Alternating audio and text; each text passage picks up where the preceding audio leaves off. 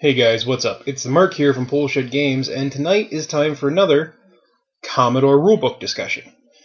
This time, we're going to be going over Section C. This is sort of the most important section of the rulebook. It is the rules.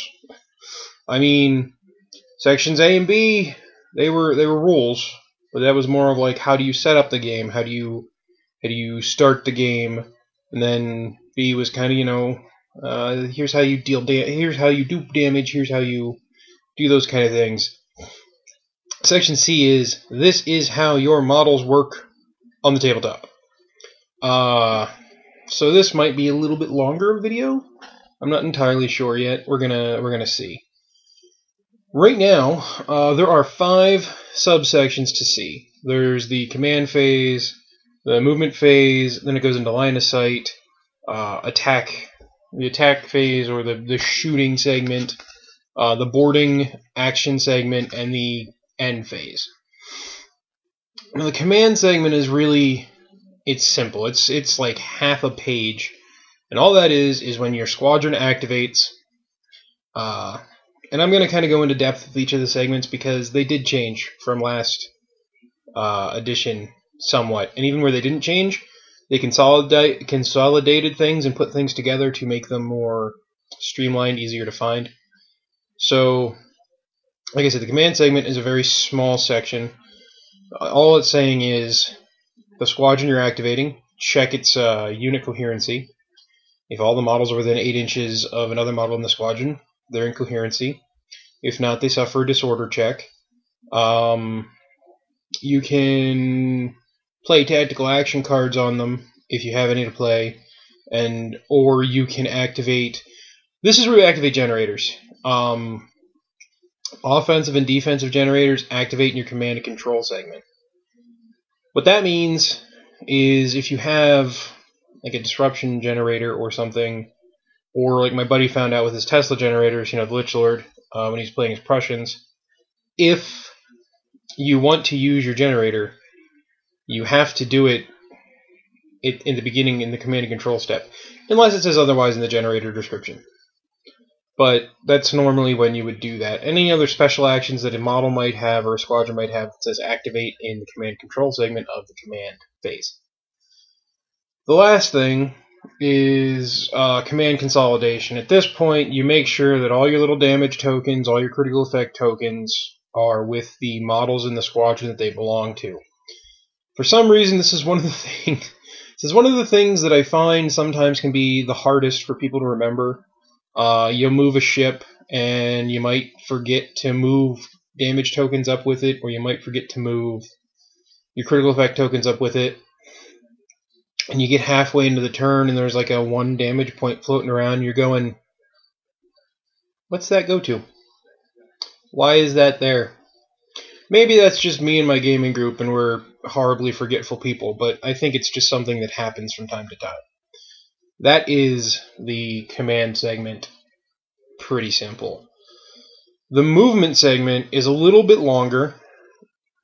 Your basic moving is the same as it's always been. They didn't change it. You still have minimum movements and turn limits, which I don't think anything changed there. The nice thing is they put everything into this section where movement is concerned, so you don't have to flip back and forth to see what different things do. Like, it makes a mention of 0-inch movement, which installations have, which means they can't move because they don't have any movement value. They talk about what 360-degree movement means, so it's all nice and right there. There is a special movement action section, and it talks about things like disembarking, which is important now because infantry have become rolled into the game. I don't know if Spartan has decided that Armored Clash... I don't know. I know infantry were a big part in Armored Clash, and they weren't originally a big part in Dystopian Wars, and now it seems like they're going to be playing a bigger part in Dystopian Wars.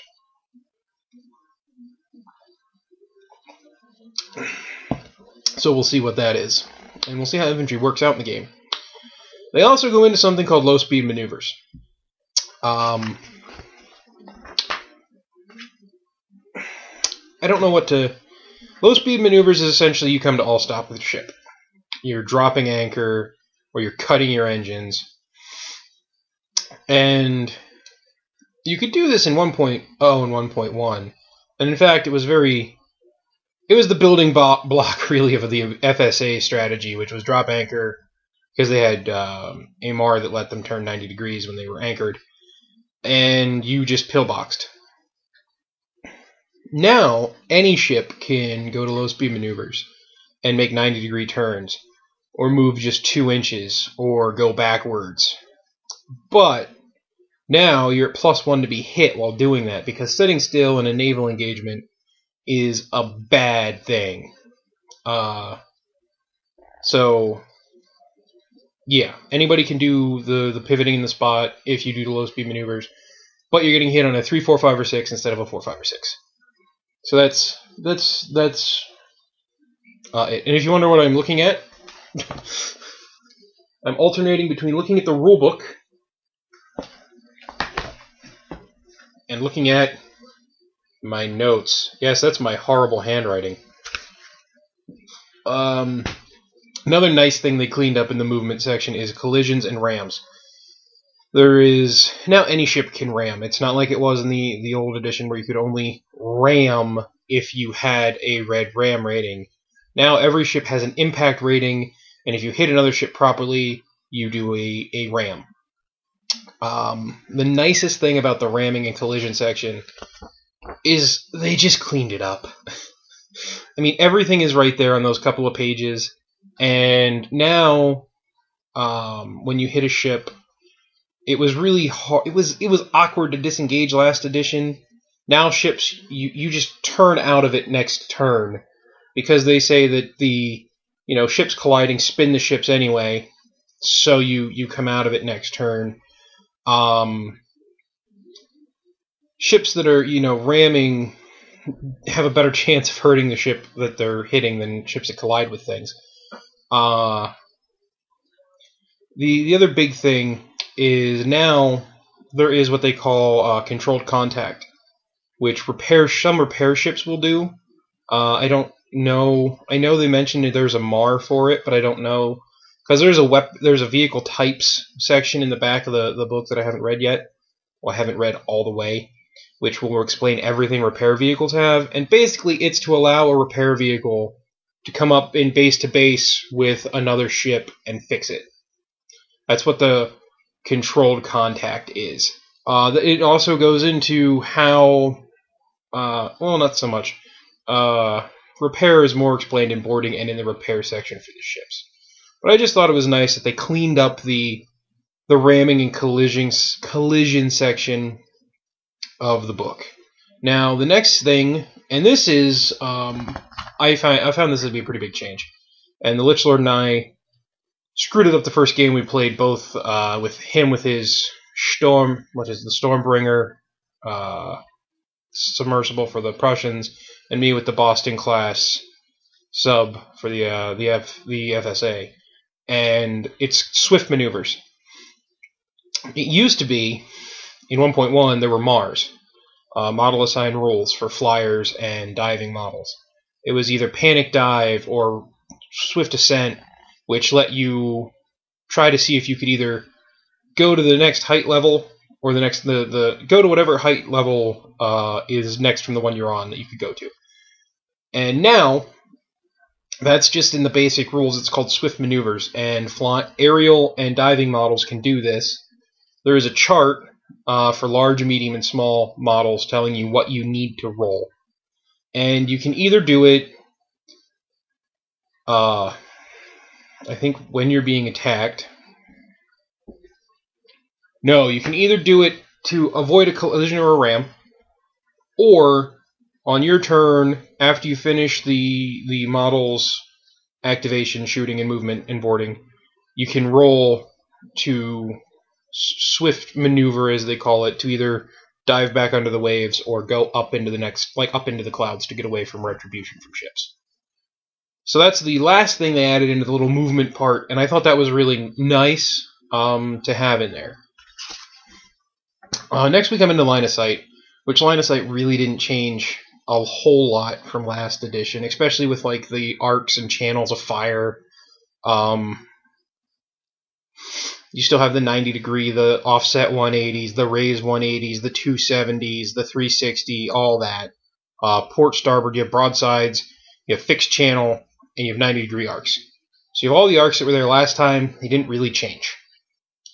What did change, that I noticed now, is the fact that weapon mountings all have their own rules. So like a turret has rules, a bombard has rules, volley guns have rules, mortars have rules, broadsides have rules. They all have, like, this is how this works in the game. And they kind of had that last edition, but now it's more fleshed out. Like, just for example,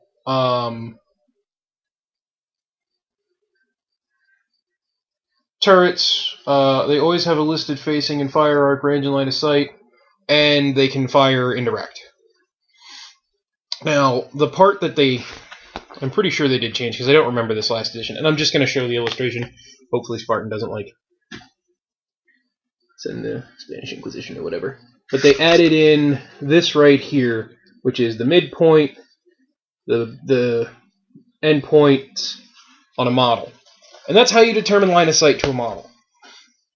Basically now, to simplify it, if you can draw a line of sight to the midpoint and either the forward or back endpoint, the model is in the open. You can shoot it without any penalties.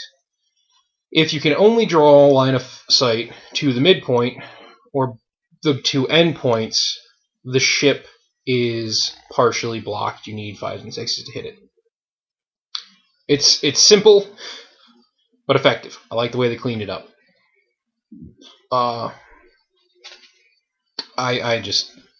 There's also that chart below that tells it explains for regular guns and fixed channel guns, because fixed channel is a little different. After that, you come into one of the two monster sections of Section C, which is the firing segment. It's all pretty much the same as it was before, but now there's a target model for, like, say, rocket attacks, and that model has to lead the counterattack. We had an interesting discussion Friday of, well, if that model leads the counterattack and fires all its AA dice, if it gets hit again, can it fire? Or can the rest of the ships in its squadron fire? And we kind of came up with the idea that that situation won't happen, because now every ship with rockets or torpedoes or whatever that's shooting at a squadron has to declare they're shooting. So the squadron would get to go, we're going to combine our counterattack, and we're going to break the dice pool up, this against this, this against this, this against this.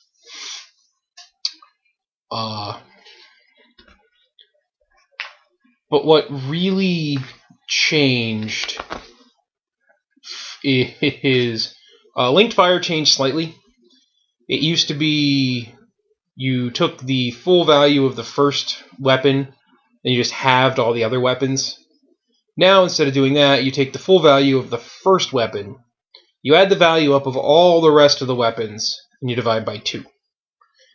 I've been thinking about it, and usually it ends up with you have about 1 more die than you used to get. It's not a huge difference, but it's a little difference. There's combined fire, which is harder to get these days, and they've actually added rules for concentrated bombing and just area bombardment, which are kind of cool. They add some different things into the mix. And they also talk about indirect fire, which now all primary guns can do. And you need a spotter to allow that to happen. You have to spot the model you're trying to shoot, but it's nice to have that option.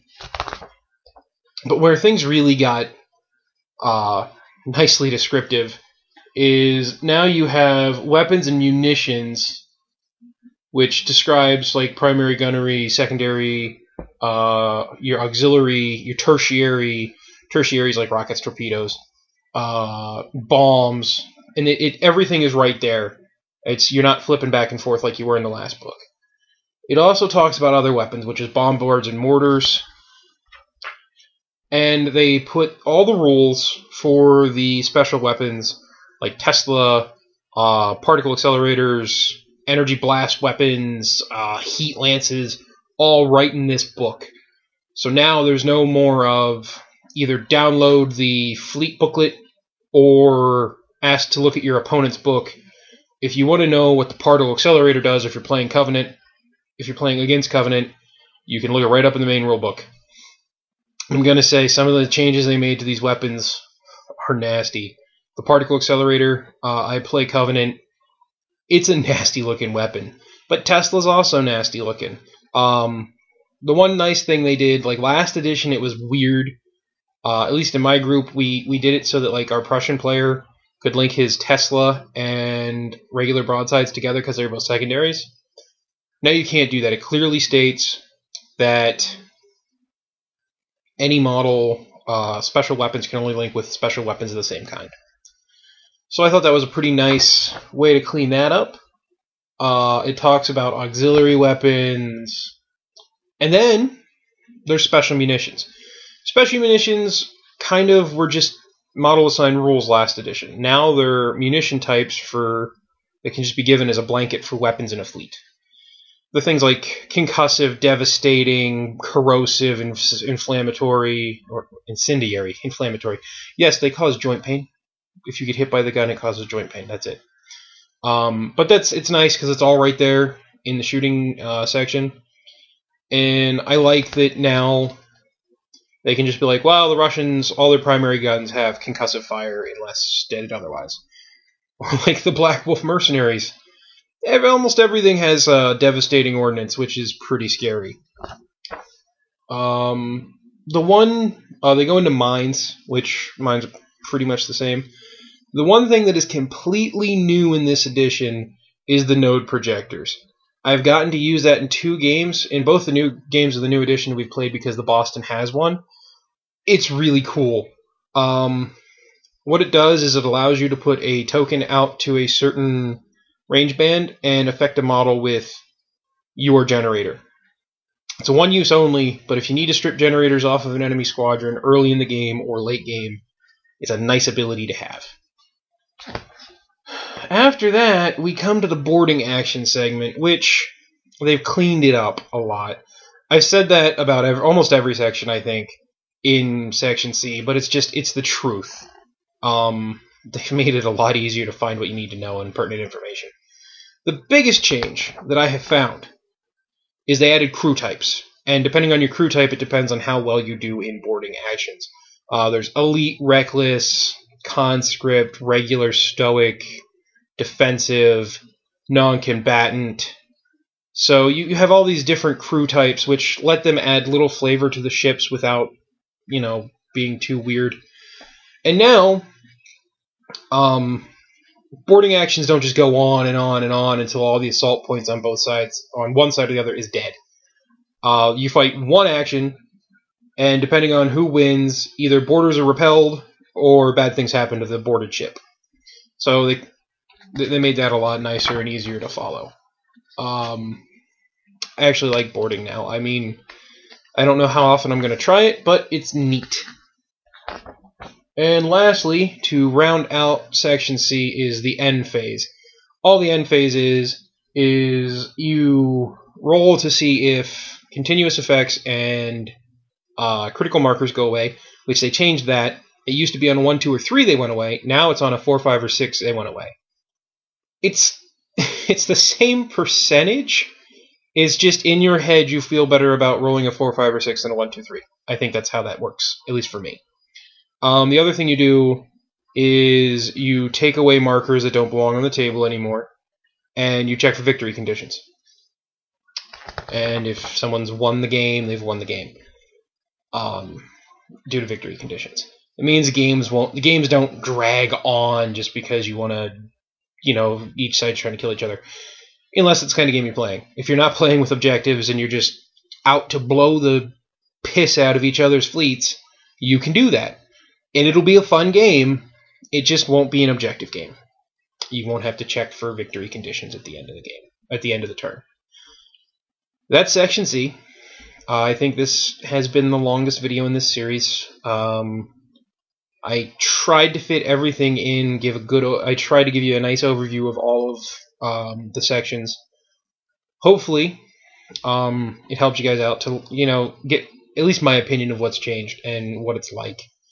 Hopefully you guys liked the video. If you did, give us a thumbs up or leave us a comment. If there's a rule change that I missed that you thought was very important or a big change, write that in the comments. And we'll see you next time here at Bullshit Games.